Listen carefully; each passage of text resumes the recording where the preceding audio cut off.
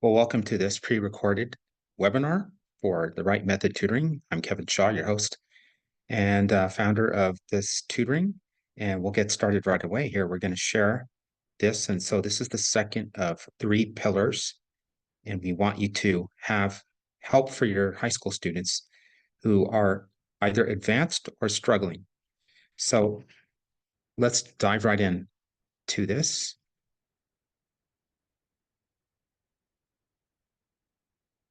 Okay. All right, so the right method pre-summer success secrets. So pre-summer meaning that this is being recorded in late May, and it's a time of reflection. It's time for people to look ahead to the next grade for their student, and it's a time to take stock and to rest as well.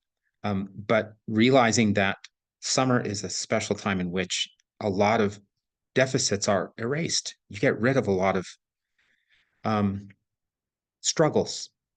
And we know this from reading, for example, and I know that it's true in writing.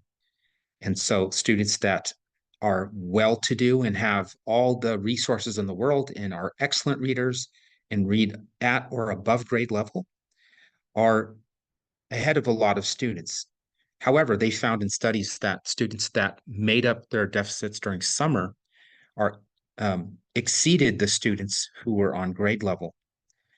And obviously, they would want to do this over many summers, but summer, if you have two students that are almost equal, one of them is behind and has been struggling all year. During summertime, that's an excellent time for them to actually gain the advantage. Okay. So I'm a teacher in a charter high school, and I've taught for about 15 years. All right, we're going to move ahead here. So if you were with me live, then you would actually, we would introduce one another. Sorry, I was distracted by a little message that I got. I thought it was somebody joining. So I would ask you to introduce yourself and we'd say hello. And so I'm a parent of two grown kids, and I'm also the son of two immigrants, and one from Central America, one from India. And so I'd like you to introduce yourself to yourself. Kind of a joke there, really, but I do like to get to know parents. But since it's being pre-recorded, we'll move along here. So the webinar norms, we will not need because we are not live. So let's dive right into the why. Why writing mastery is crucial? Well, proficient writing enables efficient completion of assignments, freeing up time for extracurricular activities like sports, hobbies, and internships. Strong writing is vital for success in academics, internships, and the workplace. Mastering writing provides a competitive advantage in college admissions and career pursuits.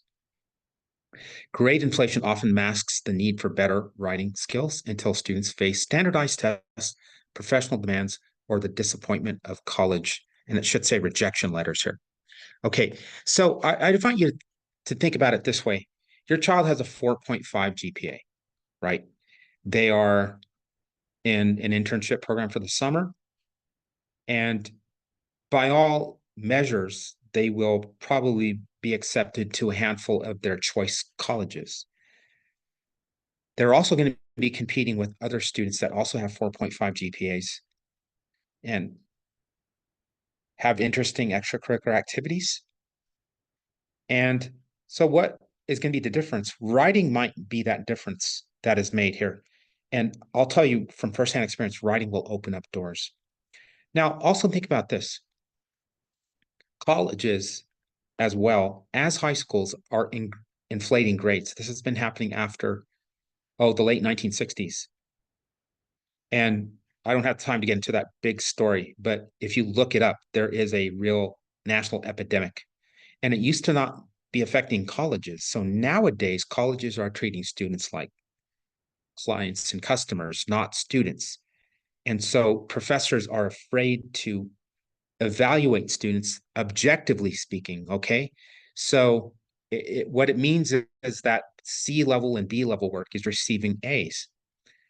And so Do you know as a parent that your student, when they enter the workforce, do you know when they write an application for the scholarships that they're applying for or college admissions, do you know that their writing, objectively speaking, is powerful? And so, if the answer to that question is not a resounding yes, I absolutely know because my student has taken the AP exam. They scored a 5 on both the language and lit exams. Um, then this is the right place for you to bring that writing up to the level. Okay, well, we won't get deep into that. I'm obviously a teacher and a tutor. I'm a published writer, so I've published academically and creatively and performed. So communications is something that I care a lot about.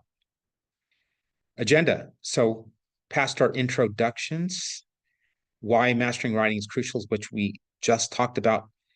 We'll talk about parents' goals and needs, why students don't write, tools for generating ideas and unlocking creativity, never be blocked, and a question and answer session followed by next steps. Okay, parents' needs and goals. So here are a couple of questions that I invite you to think about, or one question with 3 different possibilities. So, what caught your attention when you signed up for this webinar? You may have heard of it on or seen it on Eventbrite, on a Facebook page, some ad, or some other means. So, A, needing help for a 10th grader or 11th grader or 9th grader or 12th grader struggling with writing. B, wanting to enhance a good writer skills for college admissions success. Add to that scholarships, add to that career success. C, other. So I would invite you to, when you reach out to me for questions or to ask about our programs, tell us which of these 3 um, that you consider yourself. All right. Why students don't write. So there's a famous teacher by the name of Kelly Gallagher, and he's taught at the high school level and now teaches at the college level. He's written several books, and I've done some trainings with him. And so he basically says that students don't write for 2 reasons. Number one, they don't know what to write about. They're stuck. They'll sit there and they'll think and they'll get frustrated and they'll waste time. Secondly, they don't know how to write their ideas once those ideas come to them. And so they're unsure. How do I start this? And they begin to overthink this whole entire process. And I want to let you know that I'm pretty much an expert on helping students to overcome these issues. And so we'll talk about that today. And so we are going to talk about the first pillar. And so if this is your first webinar with me, there was a previous webinar that dealt with organization. And so organization basically provides the groundwork for creative idea generation, benefits of organization, its role in fostering creativity. I think I'm missing comma there. Parents can access missed content from the previous webinar. Okay, so definitely reach out to me for that on my Facebook page, which you'll see the link to at the end of this webinar. There's going to be a link to that webinar, and that'll be up for a limited time. So let's talk about that for a brief couple of seconds. So organization basically is the arrangement of tasks, the arrangement of things that you're going to do in time, and also with the various tools that you're using. It's the arrangement. And it's the order that you're going to do things in.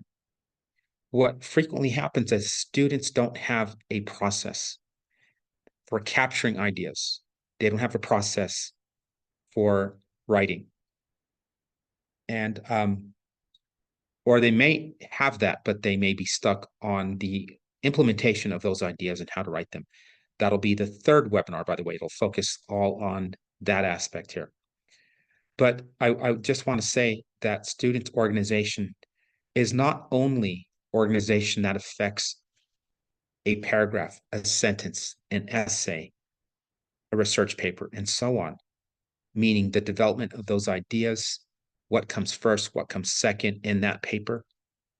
It also has to deal with task management. It has to deal with executive function. It has to deal with whether or not a student has an autopilot schedule. And so this is important because if students don't have mastery of their time, they don't have mastery over their energy. And if they don't have mastery of their energy and their tasks, they're going to get frustrated and spend more of their mental energy focused on the mechanics of when they're going to do this. Do they feel like doing the writing? You know this as the struggle with motivation. I'm here to tell you that when we talk about motivation, it's not just a matter of cracking the whip, getting students really excited about writing. There is a place and a time for that, and that is important. However, if we ignore the executive function, organization as a general approach to a student's life as a student, because that is their full-time job, and how are they going to balance the writing of their essay, their English class, with their science, with their history class, their extracurricular activities, their chores, and time to sleep, time to rest, time to be themselves and to goof off and to replenish and to gain that endurance.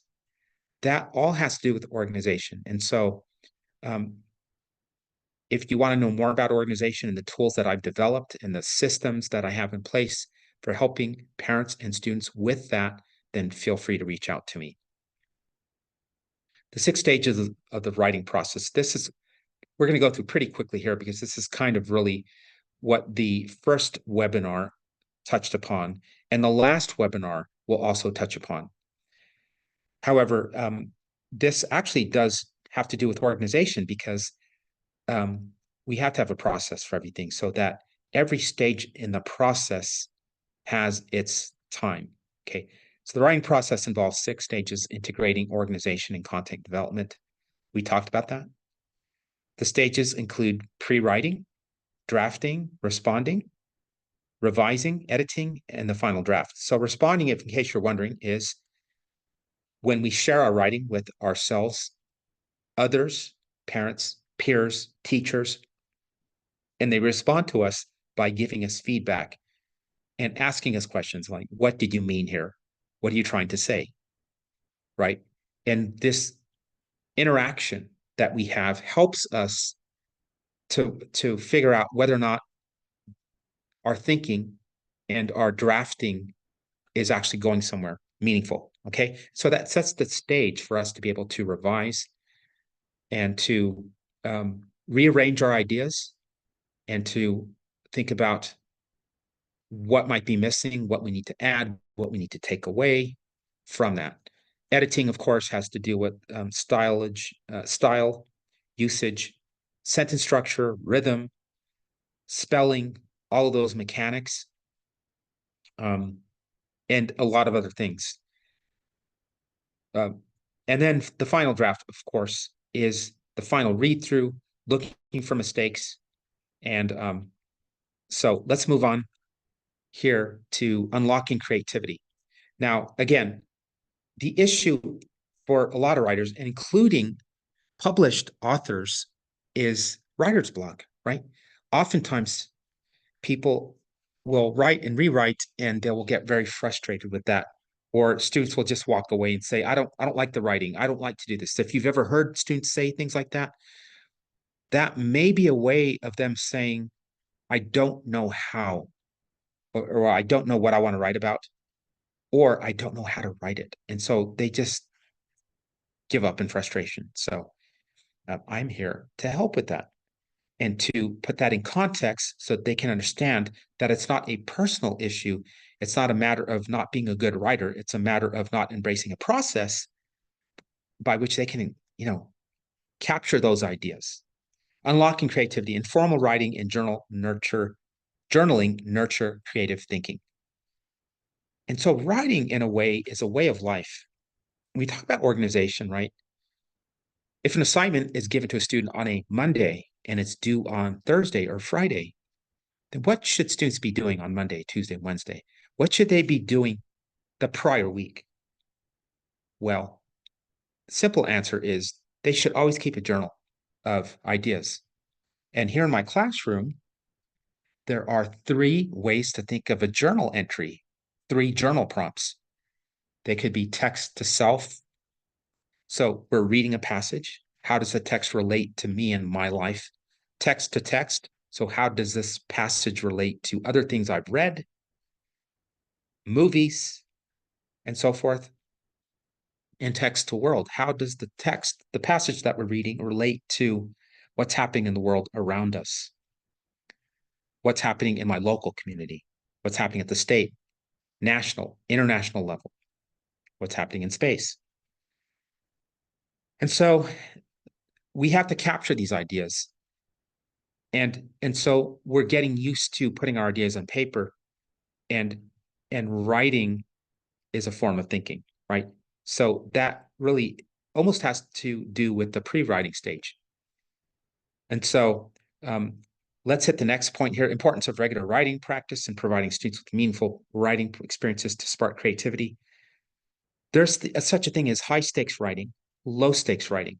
High stakes writing is judged on various measures, frequently with a rubric and an evaluation guide that asks the evaluator to look at specific areas such as organization, development, sentence structure, voice, tone, all of these things, mechanics. But informal writing is writing that's done for enjoyment. It's done to explore our ideas, our thinking. It's meant to bring joy to many students. And so we have to have a mixture of high level writing and low stakes writing. And that way, students can explore their voice. There are many psychological benefits to having low stakes writing. It's very therapeutic. And obviously, we can go back to our journal when it's time to pre-write or to do the actual draft. Okay, ideas and community. The Right Method, which is my tutoring company, emphasizes purposeful writing activities to engage students. And oftentimes, I have my writers write for others, and we perform our writing on stage, and we also publish it, and we put it up on Amazon and sell our books and sign our books in bookstores. It's a lot of fun. Student writers like to have an audience. And so consider the fact that if students don't have a meaningful reason that they're writing, they cannot get very clear on their purpose, their audience, and what kind of writing to use, what kind of stories to tell, what kind of vocabulary to use in their writing. And so when I work with students or I work with groups, I help them to visualize their audience and to really clearly define who will be reading this piece of writing. And a lot of times that can make the difference. That can often motivate students. Group tutoring addresses this need in this tool. Okay, strategies for idea generation. The Right Method offers innovative strategies for generating ideas. Some of those have to do with specific training that I've undergone with Story, also with the Institute of Writing and Thinking at Bard College from New York. And they have very progressive and very exploratory and very innovative methods of using writing in both high stakes and low stakes methods so that students can access those ideas and they can have a lot of fun and exploration. And oftentimes they can see poetry or a passage in a different point of view. For example, in my classes, oftentimes, and I just had a student say that, and she's a 12th grader, she said she didn't enjoy poetry before, but with the last unit that we did her at the end of the year, she said she finally started to enjoy poetry. And part of what we did in that unit is that we would explore with writing and listening different ways of hearing a poem. And so we would sometimes shut out the lights. We'd listen to a poem, and then students might sit on the floor, they might stand, they might go outside and listen to the poem a second time, and they would have a totally different experience of that poem. And this works all the time. And so there are very innovative ideas that we can use. That's just one of many. We can use artwork, we can use Socratic seminars, we can use interviews. There are a lot of different methods for looking at and generating ideas. And really what I've talked about a bit, even though this is focused on writing, is writing has to do with something that we read, does it not? And so it even informs the way that we read in the first place. And so in this way, it's very exciting that writing can actually enhance our desire to read when we use these methods. Six-stage writing process and the role of audience engagement in refining ideas, emphasizing the importance of parental involvement. And I think what I'm trying to say here is that what I said before, when we engage with the writing process, whether it's the thinking stage, the pre-writing, or the drafting, such as a rough draft, the responding stage where we're actually getting feedback from other people and we are revising, that um, that dance between their mind, my mind, their ears, my voice, it is is really a dance that produces a deeper level of ideas. And this always shows in added dimensions of the student's writing. And it's just really fun and engaging to see. And so that's why I really shy away from one-on-one tutoring. And I really love the group tutoring because you have this community of writers. They're all excited, they're all motivated, and they look forward to sharing their ideas with other people, to with voicing those ideas. And it really helps solidify their thinking. And by the time they actually draft it, they're excited about it and they can visualize that audience and they're just so much more motivated. So it's just a lot of fun to see. Involving others in the writing process enhances idea development and encourages critical thinking. Yeah, that basically says what I just said. Um, okay, tools for idea generation. And I have special training, high level training in thinking maps. I can actually train other teachers and that I have those certifications. And we have a lot of fun with thinking maps. Thinking maps are um, more dynamic and transformative than graphic organizers. And so we also write down connections. I mentioned this before, text to self, text to text, text to world, and really take advantage of a student's prior knowledge and knowledge that surrounds them. Never be blocked. Okay, so you've heard of writer's block. I actually don't totally believe in writer's block because I believe that if we externalize the problem, we make it disempowering because it's almost like we're saying that there's something outside of myself that's preventing me from writing. And that makes us helpless. And I don't like that approach. However, if you do believe in that writer's block exists, or maybe you call it something different like resistance or I'm stuck, whatever it is, and I mentioned it before, if we don't write, it's often due to us not having those ideas. So I want to say this, that the best writers often feel stuck or resistance. And according to legendary Robert McKee, who wrote a book called Story, what they need is more research. So let's talk about that for a second.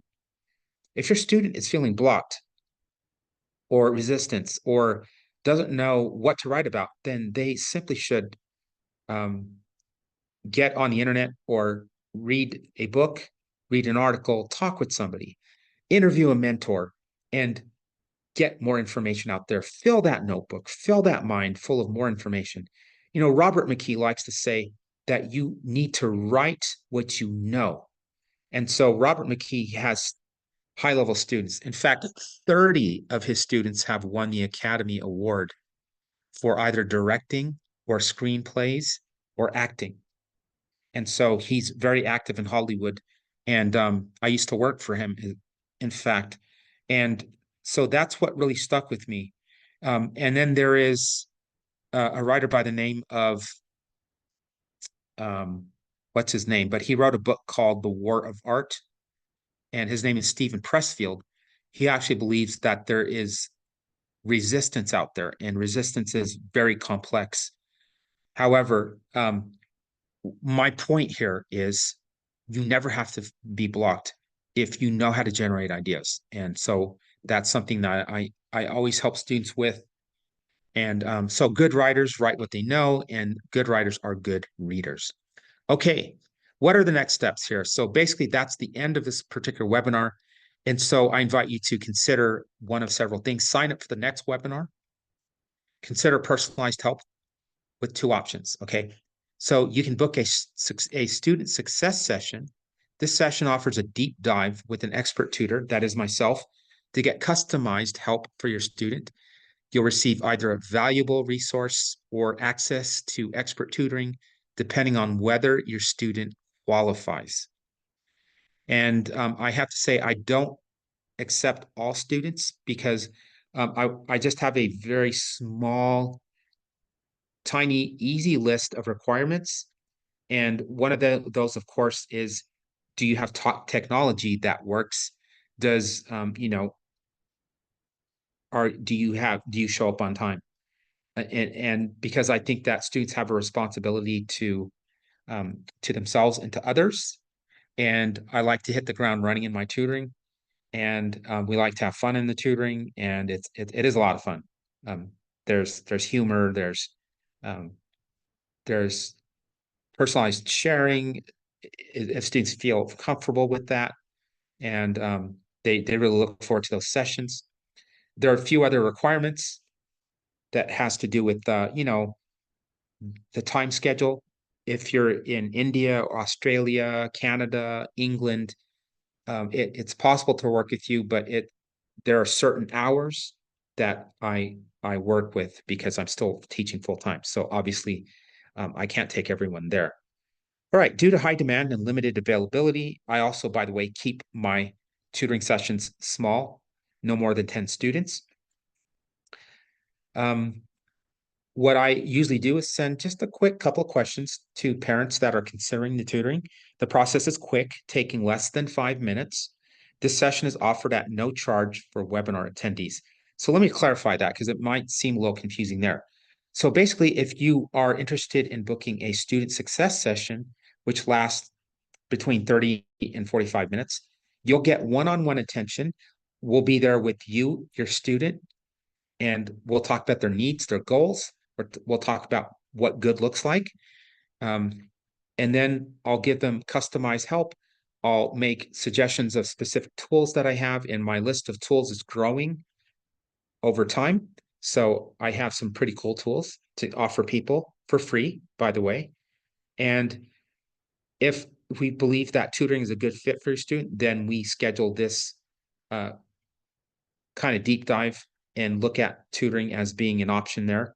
So let me clarify even further. So the student success session, to be eligible for that, only takes a couple minutes of me asking you a few questions.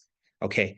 Then what happens is you show up at the student success session and you'll hear about the tutoring, but mostly it's for me to get to know the needs of your student and what your priorities are, what your goals are. And then at the end of that call, if it sounds good, then we talk about some options. One of those options can be the tutoring, but however, no one's ever going to be pressured to join the tutoring. It's more of a value for your time. All right. And there's no charge for those that are attending this webinar or watching this pre-recorded. And here's the other option. If you don't want to do that, you can receive a one-time resource. And what you need to do that is join the Facebook group and mention webinar in a post or in a private message to request your resource. You can also text or call me. So here is my contact information there. So what you want to do is screenshot this because you won't be able to press on here if this is pre-recorded.